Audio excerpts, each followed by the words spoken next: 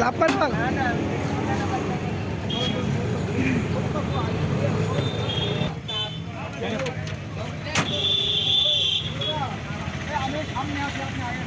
ওই যে লোকটা ওই যে আমার ওখান থেকে দাঁড়াইছে ওই যে লোক ওই জায়গাতে দাঁড়িয়েছিল সন্দেহ বসুন ধরলাম, ধরে ওর ব্যাগের থেকে আপনার ফেসকো, তারপর শাটারের মনে হয় লক দুইটা, তারপরে হাতুড়ি এসব পেলাম আর কি। তারপর ধরে নিয়ে আসলে পুলিশ আসলো, নিয়ে গেল। ও কি বলছে?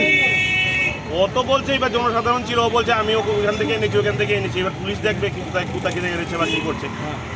সামনে একটা চুরি হয়েছে আজকে, আর এই এলাকা তো নাকি গতকাল কালকে এই বাড়ি থেকে রড চুরি হয়েছে।